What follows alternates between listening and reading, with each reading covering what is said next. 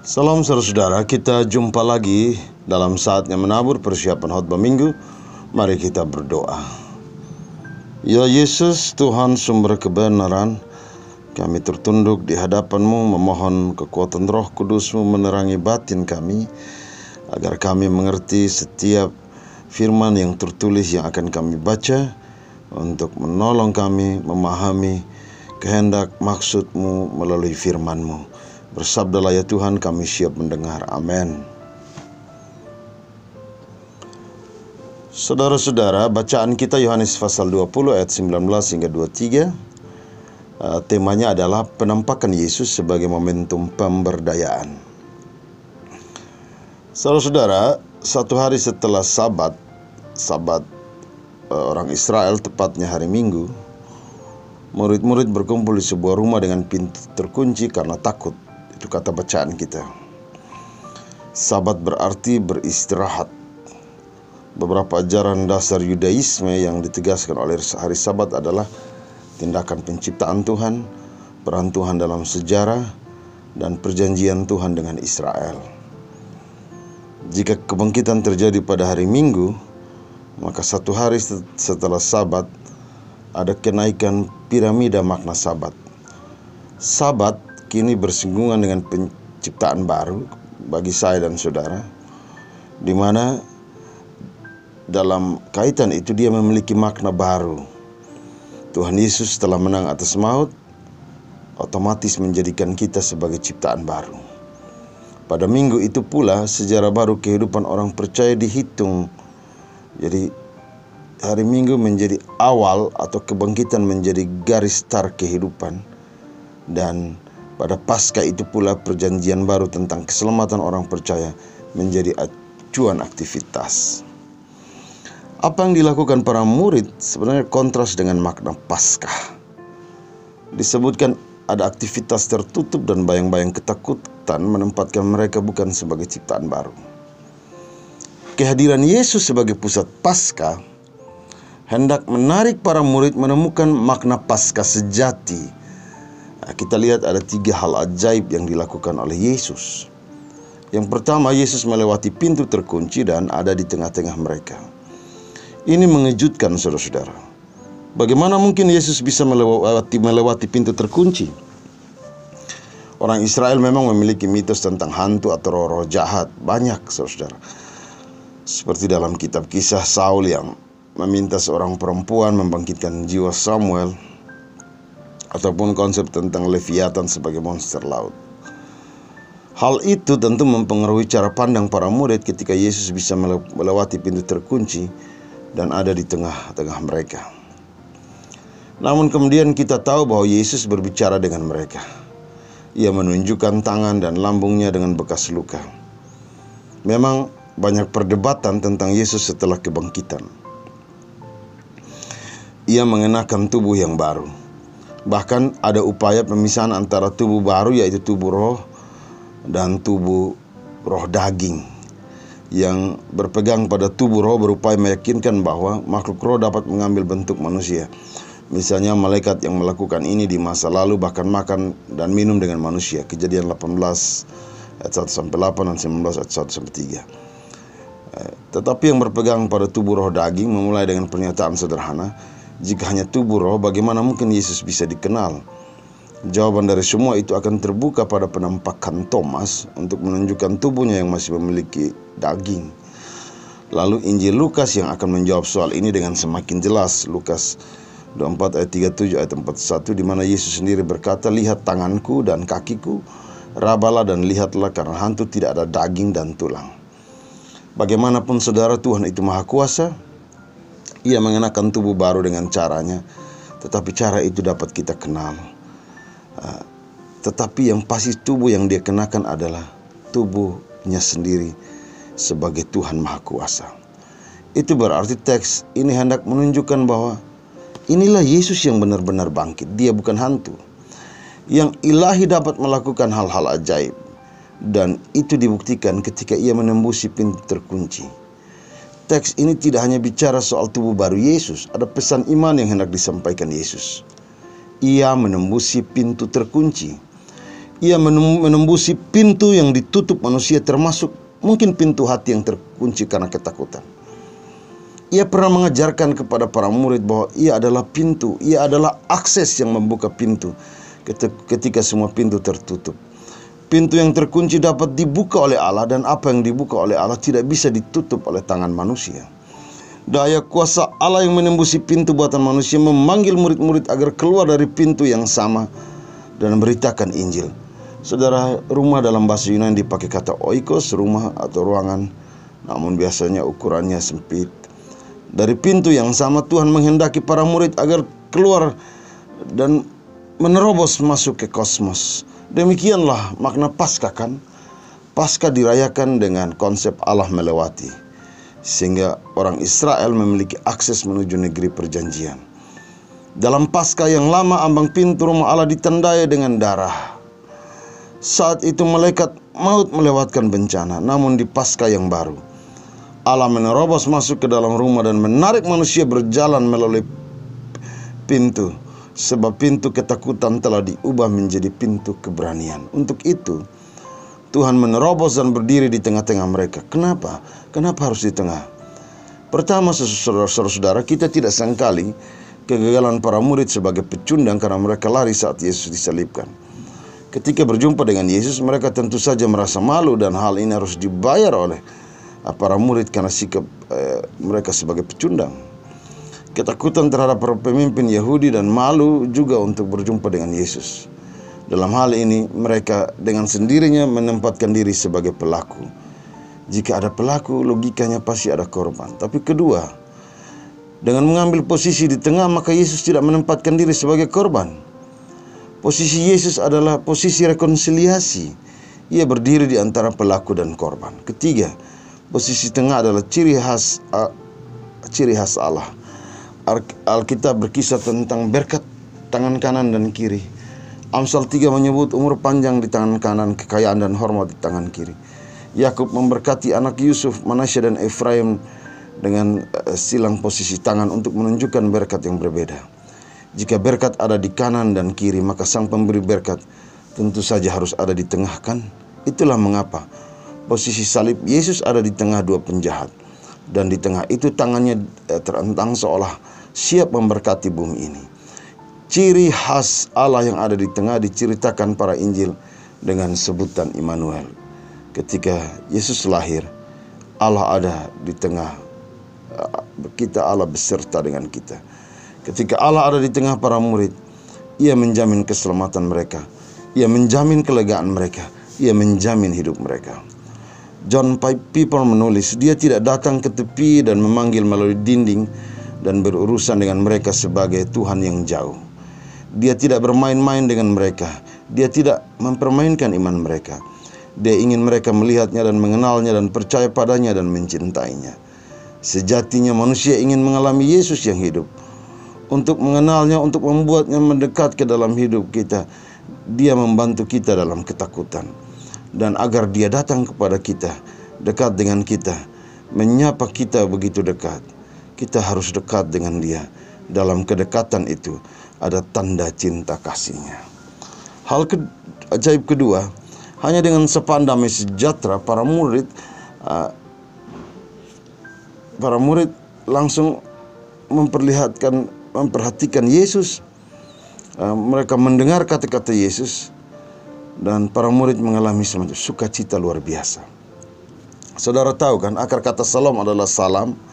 Salah satu penggunaan pertama kata salam dalam Taurat adalah Keluaran 21 dan 22. Kata itu digunakan 14 kali dalam terjemahan Keluaran 21, 22. Salam diterjemahkan menjadi membuatnya baik, pasti akan membayar, membuat restitusi penuh atau memulihkan. Arti kata salam dalam bahasa Ibrani kuno adalah membuat sesuatu menjadi utuh. Bukan hanya tentang pemulihan praktis, tetapi dengan keseluruhan rasa kepenuhan dan kelengkapan dalam pikiran, tubuh, dan keadaan atau kondisi. Salam Alkitabiah yang benar berarti rasa kelengkapan atau keutuhan batin. Meskipun dapat menggambarkan tidak adanya perang, sebagian besar referensi Alkitabiah mengacu pada kelengkapan dan ketenangan batin. Saudara, Yesus adalah seorang yang berbahasa Ibrani, Rabi Yahudi. Dia berbicara kepada murid-murid dalam kisah penampakan ini. Dia mungkin akan tersenyum pada mereka yang terkejut, dan dia pasti berkata dalam bahasa Ibrani, Salam lekem, damai bagimu. Menariknya, beberapa ahli perjanjian lama seperti Duke Hirsi mengaitkan salam dengan kata sabat. Kata Ibrani sabat berasal dari kata lisbot yang berarti berhenti, atau ada kata lashevet yang berarti duduk. Dalam sabat, orang Israel tidak hanya fokus pada hari istirahat, tetapi juga hari untuk pemulihan keadaan. Dalam sabatlah manusia beroleh pemulihan damai sejati yang datang dari Tuhan. Manusia dengan percaya diri dapat bergerak maju dengan harapan bahwa mereka akan memiliki semua yang mereka butuhkan dalam perjalanan mereka hari ini sampai minggu depan. Inilah gunanya sabat. Sabat adalah untuk salam sejahtera untuk semua. Injil Yohanes tahu itu, sehingga dalam ayat 1 dia memberi keterangan hari pertama minggu itu, hari sesudah sabat, hari di mana mereka sudah beraktivitas dengan pemulihan damai sejahtera. Faktanya, mereka penuh dengan ketakutan. Sapaan damai sejahtera begitu kuat menghasilkan sukacita bagi para murid. Hal ini bukti bahwa Yesus bukan hantu, sebab hantu menghadirkan rasa cemas dan ketakutan bagi manusia. Inilah keajaiban damai sejahtera yang dihadirkan Yesus. Sebelum Yesus mengatakan sesuatu tentang kuasa atau tujuan kehadirannya, Ia ingin membangun perdamaian.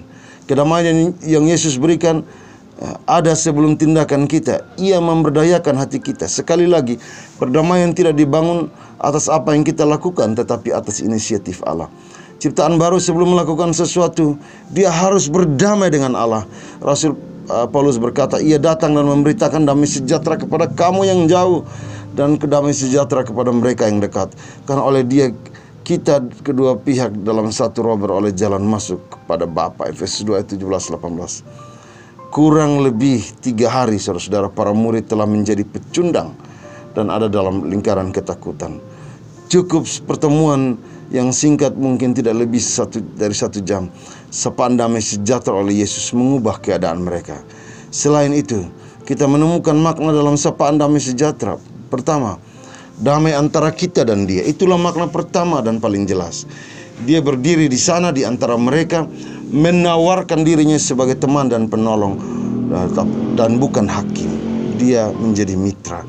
Kedua, damai sejahtera antara kita dan Bapa. Itulah sebabnya Bapa mengutus Yesus, agar keadilan dan murka Tuhan dapat dipenuhi dengan cara lain selain hukuman kekal. Allah berdamai dengan kita dengan mengganti penderitaan putranya sehingga kita tidak binasa. Sekarang Dia datang kepada kita sebagai Tuhan pengasih yang selalu membawa damai, menyentuh hati untuk kita berdamai. Ketiga, damai sejahtera antara kita dan orang lain yang ada di dalam Kristus. Dinamaikan dengan Allah berarti didamaikan dengan semua orang, dengan semua orang. Tidak ada permusuhan baik secara vertikal maupun horizontal, atau tidak ada pemisahan karena suku ini dan itu. Tidak ada orang Yahudi atau orang Yunani, tidak ada budak atau orang merdeka, tidak ada laki-laki atau perempuan, karena kamu semua adalah satu dalam Yesus, Kristus Yesus. Galatia pasal 3 ayat 4. Keempat, kedamaian antara kita dan jiwa kita sendiri. Surat Ibrani 9 ayat 14 berkata, darah Kristus tentu akan menyucikan hati nurani kita dari pekerjaan yang mati untuk melayani Allah yang hidup. Kedamaian yang berharga lahir dari hati nurani yang bersih. Berapa banyak orang yang bekerja di bawah kesengsaraan hati nurani yang tercemar dan bersalah. Berdamai dengan diri sendiri tidak berarti kita mulai melihat dosa masa lalu sebagai hal yang diinginkan. Kedamaian bukan berarti dosa masa lalu berhenti menyakitkan. Kedamaian itu berarti kita berhenti menjadi atau tertekan oleh perasaan ketidakberdayaan kita. Mungkin saja rasa sakit itu akibat perjalanan hidup kita tidak segera dihilangkan, tetapi semua hukumannya, apa yang menjadi dosa itu, segera diambil oleh Kristus, dan Dia memungkinkan kita untuk menjadi sembuh dan dipulihkan. Dengan demikian kita dilayakkan melanjutkan kehidupan yang dipenuhi harapan untuk melangkah. Saya bilang tadi, kita berdamai dengan dunia. Ya, ketika Yesus mati, Dia melakukan apa yang perlu dilakukan. Kolose 1:19-20. Sehingga suatu hari nanti pada waktu Tuhan, semua kejahatan akan dilemparkan ke dalam kegelapan, dan seluruh ciptaan baru akan penuh dengan kedamaian dan kebenaran. Peningkatan pemerintahannya dan perdamaian tidak akan ada habisnya, dengan kebenaran dari sekarang sampai selama-lamanya. Yesaya 9 ayat 7. Damai sejahtera bagi kamu, damai dengan Allah Bapa, damai dengan sesama di dalam Kristus, damai dengan diri kita sendiri, dan damai dengan dunia ini. Itu adalah pencapaian sebagai ciptaan baru yang telah diberdayakan. Nah, bagaimana kita menerima kedamaian ini? Semua orang tentu hendak memilikinya. Kita mau hidup damai, tapi tidak semua orang bisa memperolehnya. Kedamaian itu hadiah dari Tuhan, sebab Yesus adalah sumber kedamaian kita. Jika kita memiliki Kristus yang hidup dan hidup sebagai juru selamat, Dia sebagai Tuhan, sebagai sumber berkat, Dia adalah sahabat, maka kita memiliki damai sejahtera yang adalah milik Dia dan yang Dia berikan.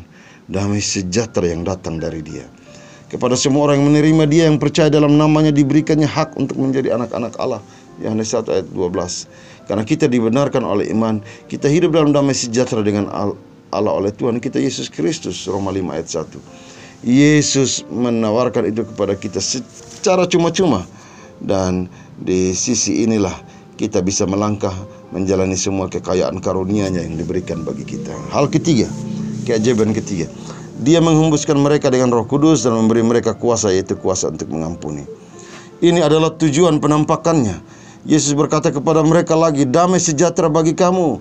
Seperti Bapa mengutus aku, demikian pula aku mengutus kamu. Dan ketika Dia mengatakan ini, Dia mengembusi mereka dan berkata kepada mereka, terimalah Roh Kudus, kuasa yang Tuhan beri. Kita sekarang bertanya, bukankah para murid akan menerima kuasa ketika Yesus naik ke surga? Dan itu berarti pencurahannya terjadi 7 minggu lagi. Itu terbaca Kisah Para Rasul pasal 2 ayat 33. Bandingkan pula perkataannya, tetapi kamu akan menerima kuasa kalau Roh Kudus turun ke atas kamu. Kisah Rasul 1 ayat 8. Lalu mengapa dalam penampakan ini Yesus mengembuskan Roh Kudus? Beberapa ahli PB menyebut bahwa apa yang dilakukan Yesus semacam perumpamaan yang diperagakan. Selain Dia datang untuk memulihkan dan menguatkan, Dia sedang mempersiapkan para murid menyambut suatu kuasa yang kesempurnaannya terjadi pada hari Pentakosta. Dia menghembusi mereka dan berkata, kalau dalam bahasa Yunani, lambano pneuma, terimalah Roh Kudus. Dalam konteks ini, hembusan Yesus hendak meneguhkan hati para murid untuk tetap menerima Yesus saat ini juga, memiliki Dia saat ini juga. Sebab Dia, Yesus, adalah kekuatan kita, satu-satunya harapan kita untuk mencapai tujuan yang Ia kehendaki. Sebab hanya dengan menerima Yesus dalam hidup mereka, mereka akan bergerak dengan tepat menuju tujuan kehidupan, seperti yang tertulis dalam ayat 21b. Sama seperti Bapa mengutus aku, demikian pula aku mengutus kamu. Tujuan kesaksian. Wawasan tentang Yesus yang kuat membuat para murid bisa hidup di dunia sebagai wakil Yesus. Mereka menjadi duta Kristus, menjadi satu tujuan yang mengilhami dunia memuliakan Kristus. Aplikasi bagi kita, saudara, setiap penampakan memiliki tujuannya masing-masing. Ada yang sifatnya personal, ada penampakan yang menjumpai mungkin 2 orang ataupun kelompok. Penampakan kepada para murid kali ini sebenarnya untuk membuka wawasan mereka dari rasa takut dengan jalan memiliki damai sejahtera yang Kristus tawarkan. Pemberdayaan harus dimulai dengan penguatan wawasan yang baru dan kemauan menerima Kristus dalam hidup kita. Amin. Mari kita berdoa. Bapa Surgawi, terima kasih kami dapat kesempatan untuk merenungkan firman-Mu. Kami mau berbagi, kiranya firman yang kami bagikan ini, kajian ini menjadi berkat bagi banyak orang, dan biarlah banyak orang boleh makin diperkaya oleh kehendak-Mu. Terima kasih Tuhan Yesus. Amin.